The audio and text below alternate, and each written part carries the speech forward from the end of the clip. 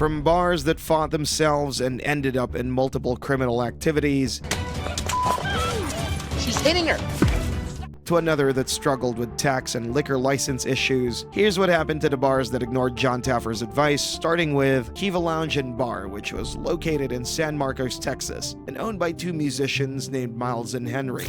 Neither of them had any real experience running a bar, and yet they purchased the business for $150,000 so they could continue playing music there. We were kind of excited, thinking that having the bar and having the restaurant would be the money-making aspect of the music venue. However, things quickly began to fall apart. Miles started drinking at work with his friends and giving out free drinks, while Henry was frequently absent from the bar. I do think Henry should be here more. I don't even remember the last time he was really here. This careless attitude from the owners slowly lowered the bar's standards. Eventually, the business began losing customers and money every single day. With their customer base dwindling away, Henry and Miles find themselves $200,000 in debt, and they could be shutting the doors to Kiva any day. Which left the owners feeling desperately in need of help. And that was when they called Bar Rescue. Doors bust open the books and make a call for help to Bar Rescue.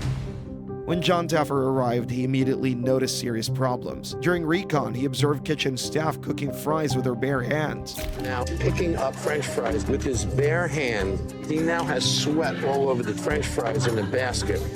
Bartenders who couldn't make basic drinks, and dirty glasses being used to serve customers. Okay, yeah.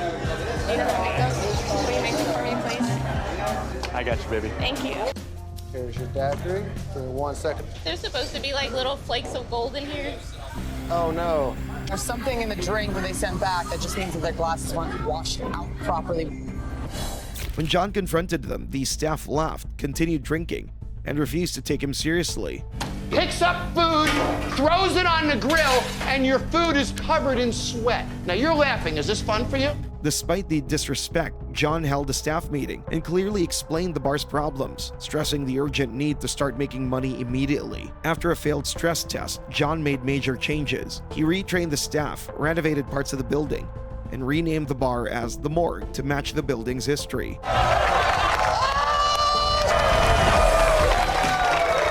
Although the relaunch night was a success, it didn't last. 6 weeks later, the owners dropped the new name and returned to Kiva Lounge Bar. In a Facebook post, they stated that the morgue is where bars go to die, and Kiva was a shining beacon of local community that needs to thrive. They also explained that the show's vision was different from theirs, so they went back to what they loved doing. However, reverting to the old identity did not improve business. The bar struggled with a low 1.8-star rating on Yelp, which reflected ongoing customer dissatisfaction. Since they couldn't manage the bar, it eventually closed for good in October 2019, about 6 months after the episode aired. But their story didn't end there. Later that same year, the owners rebranded the space as Access, a college bar with no live music. This time, they learned from their mistakes. Sales jumped over 1,000%, and the business continued to grow. While Kiva Lounge Bar failed because the owners could not align with John Taffer's vision, the next bar on the list made history on Bar Rescue for the wrong reason. The infamous Oface Bar was owned by Karen Overmeyer and her husband Matthew Overmeyer, who used their retirement savings to buy the place and follow their dream of running a bar, but without proper management and structure. Over time, that dream slowly turned into a nightmare. You better not take that shot, Amanda. Are you serious? Are you serious? Along with a volatile environment in the bar, they found themselves in deep financial trouble of $260,000 and in desperate need of John Taffer's help. When John arrived, he was already unhappy with how the bar looked from the outside. What is the word that comes to mind when you look at that? Trailer. There's no real color. There's no outside theme. But this is the worst trailer I've ever seen. But things inside were even worse. The drinks tasted bad. We got an orgasm for a shot. They were definitely not good. Kind of like a pre-made kind of thing. The staff and the owners drank a lot while working, and the constant arguments among the staff once escalated into a fight, getting so out of hand that John had to personally step in. Hold on. This is your bar. Wait a second. You're the manager of this bar. How dare you disrespect that girl? God, get out of my Where's way. the owner of this bar? Get him out here now. However, that wasn't the end of the bar's drama. During training, another argument started. What's going on? Nothing. They're fighting in the office. Again. We haven't poured a damn drink. We have all came to grips with what we need to change. Don't tell me you guys aren't trying to change. All of what I have, all of what everybody else sit here and say security. Which pushed John to do a criminal background check on the bar. The investigation revealed many criminal problems tied to the bar. August 16th, 4th degree criminal misconduct. August 20th, public intoxication, disorderly conduct, and interference with police official acts. However, as disturbing as it sounds, their criminal records included a video showing Matt assaulting an employee. You think I'm playing with you? Man, I'm military, mother. I will take you out. I'm talking to you. You understand me?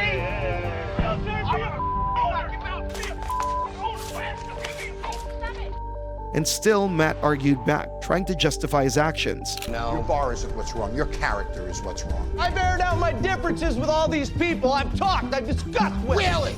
Yeah, I have. How do you And defend I'm this? sick of you yelling at my wife. Problem is, you guys think this is okay. John saw this as unforgivable, and for the first time ever, he walked away from a bar without helping. My tolerance for an owner hitting an employee is 0. You have no responsibility. None. Since I have been here, you guys have proven to me that you don't have the fundamentals to begin running this business, and proved to me how irresponsible you are. So here's the deal. I'm leaving. I am not rescuing your bar. You need a counselor, not a bar professional. But I'm done. This is the first bar rescue I ever walked out of. You blew it. I'm gone. Good night. This move was liked by many viewers who felt it was the right thing to do, saying, "Thank goodness John Taffer did not rescue that dump." After the show, problems continued, and the staff kept their bad habits. In 2014, the city council voted 3-2 not to renew Oface Bar's liquor license. However, Matthew later appealed the decision and managed to regain the license. Still, legal trouble followed again in 2016, where Matthew was sentenced to 2 years in prison on sexual abuse charges. And yet the drama didn't end there, as it continued in 2021 when a shooting happened at the bar, leaving one person injured. Despite these struggles, as of 2026, Oface Bar is still open, but with a 1.6 star rating on Yelp, which is obvious that the bar hasn't improved yet. Although Oface's story was one of the most controversial on bar rescue, the next bar was given everything they needed to succeed. But one wrong move shattered their existence. Yvette Otto and John Ellis's bar, Why Not Sports Pub and Grub, began facing serious challenges when a new competitor opened nearby. As competition increased, sales began to drop, and the business slowly started to decline. But competition wasn't the only issue. The staff grew lazy and stopped caring about the bar's progress. Overpouring, never showing up on time, drinking on the job a lot, and we let it escalate. On top of that, financial problems worsened, and a visit from Bar Rescue soon felt like their last real chance to survive. We've got a net loss of a little over $155,000. So we've got a lot at stake. It could be my house. During the first walkthrough, John Taffer quickly realized the bar's kitchen and food problems, amongst many others. This tastes like it was cooked months ago. Nasty. Looking at the condition the bar was operating, John immediately confronted Yvette and John about these issues. The cheese, that is not right. Oh, really? This isn't right? That is not Gee, right. that would have surprised me. How about if I mount it on the wall as a piece of decor? How does that look? And they hesitated to accept criticism for a while because they agreed that changes had to be made. The next day, almost the entire staff left and were replaced with a new team who were trained by Chef Sean and mixologist Phil, along with a brand new menu. I want you to move fast, all right? All right, who's that? Who needs a drink? 4 buckets. 4 buckets of sevens? Go. 1, 2, 3. Don't be sloppy. Don't be sloppy. Okay. Time out, time out, time out. You don't want to splat this all over the glass because then you're going to give it to the guests and they're going to have a nasty glass in front of them. Okay. John Taffer also renamed the bar the Forbidden Pub, giving it a modern, high-end Asian theme. The relaunch was exciting and successful, and even famous musician Sir Mix-a-Lot showed up. I ain't way too much. You want me to get another picture with you? Thank you very much. Congratulations. Thank you so much. And just like that, 6 weeks later, sales were up by 60%. But the owners struggled to keep the changes. After 2 months, they dropped the Forbidden Pub name. and returned to Why Not Sports Pub and brought back old menu items.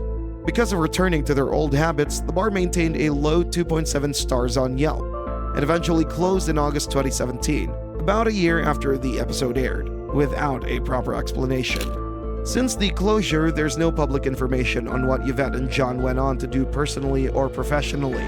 While Why Not Sports Pub failed because they refused to listen to John Taffer, the next bar owner was one of the most stubborn owners featured on the show, and it affected their end deeply.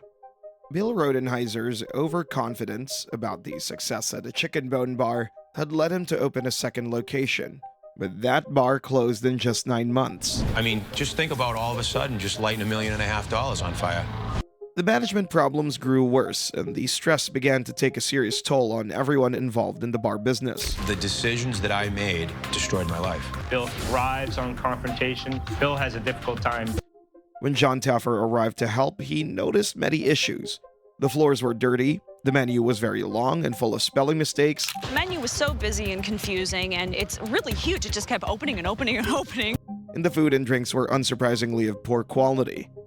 John met up with Bill to talk about the changes needed. First of all, it says all new. Is it all new? Nope. The name sucks. That sign's a disaster. Look at me. Take it down. And like most stubborn owners, Bill showed he would be difficult to work with. Yeah. Take it down now. Oh, I won't take it down right now. Yeah, I want you to. I will say this to you with all due respect. This is the discussion that we will have. So, we're clear? That sign goes down? We're clear that that sign goes down. I'm not agreeing to get rid of the name yet. That name is going to change. Okay, so the debate will continue. Do we agree on that? For you, but it's not continuing for me. Although he eventually agreed to John's recommendations, his acceptance didn't appear sincere. But I don't think that we're on the same page as far as the name goes. If he changes the name of the restaurant, I'll change the name back. That was a sign of what's to come at the end, but after a little back and forth, he finally agreed. John then renamed the bar The Bone, Chicken, and Tunes, introducing a refreshed concept. Although the relaunch night went well, the improvements did not last. By 2013 and 2014, reviews showed the bar slipping back into old habits, with one customer saying, "The service was the worst I've ever experienced." Meanwhile, the name returned to the Chicken Bone. As the menu grew large again, the decor went back to its old style, and the same problems returned. As a result, the bar finally closed in November 2014, a little over 3 years after the episode aired, because they couldn't manage it any longer, just like this next bar that made the same mistake. Swanky Bubbles was a champagne bar in Philadelphia, Pennsylvania, owned by John Frankowski and Ryan Dorsey. At its peak, the bar was making about $100,000 a month, which made it seem like a big success, but that success did not last forever. About 3 years before John Taffer came, things started to slow down. Part of the problem was that John slowly stopped showing up the way an owner should.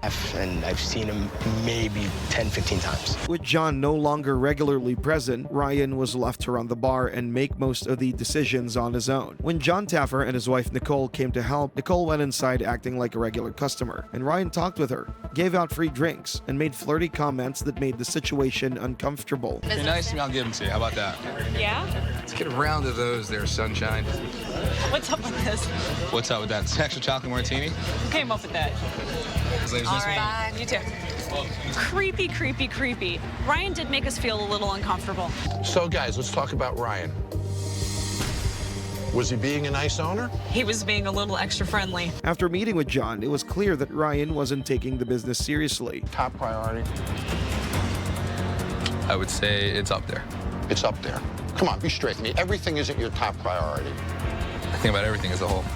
Well, you're just gonna bull me and skate around every question I ask you. Are you scared to answer my question? No, I'm telling you the truth. The next day, John pointed out many problems, especially how Ryan's behavior was hurting the bar. Look at the filth down there and the disorganization here. Whose fault is it? Ours. See what he does? He'll never say me. The way he blames you is by saying us.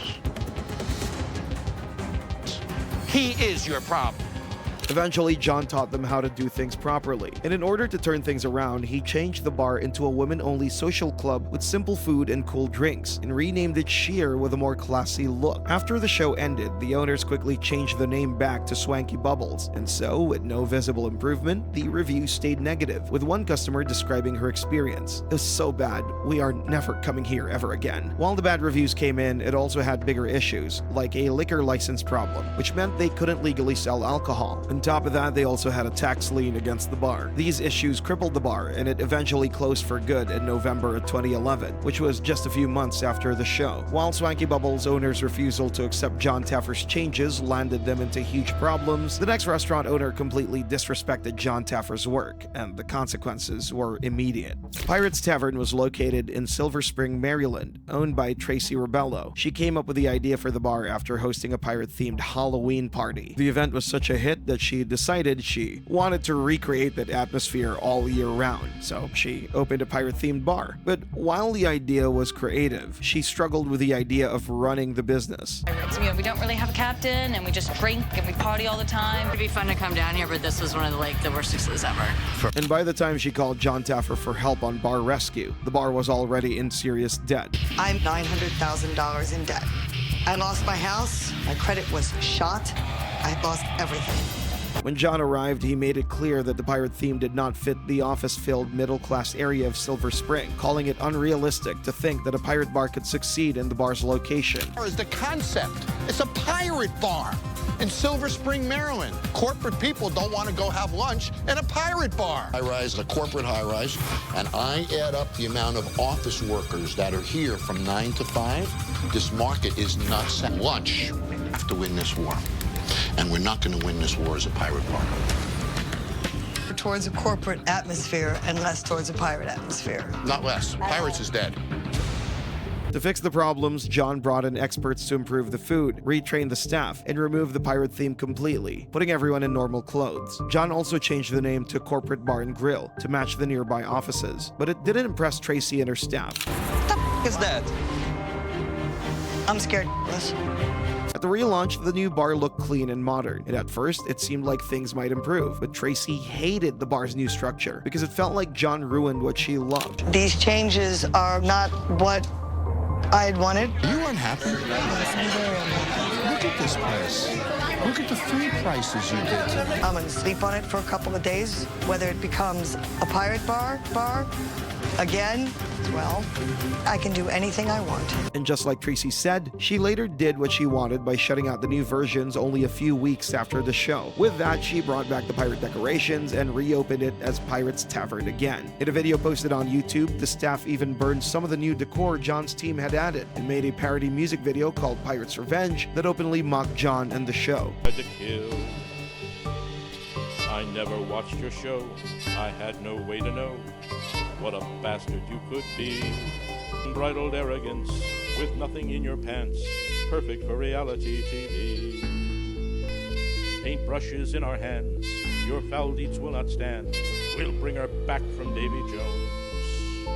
Their actions were met with a lot of backlash from the online community, as one viewer said, "Why even own a bar when you're not even in it for business, but rather your weird fetish with pirates? They deserve to be in debt. The bar business is not for them." Despite the controversy, the bar managed to stay open for about 3 more years. However, in 2015, Pirates Tavern finally closed its doors for good. Many believe the negative publicity and resistance to professional restructuring ultimately hurt the business in the long run. Surprisingly, Tracy wasn't done yet. She later launched a new venture called Bar Refuge. For a while, it operated steadily, but in 2018, she sold the business to focus on her art career. By 2022, that bar had also permanently closed. Although Tracy attempted to prove that she could survive without fully embracing John Taffer's advice, the eventual closure of both establishments, along with her decision to leave the bar industry altogether, suggests that John's concerns may have been valid after all.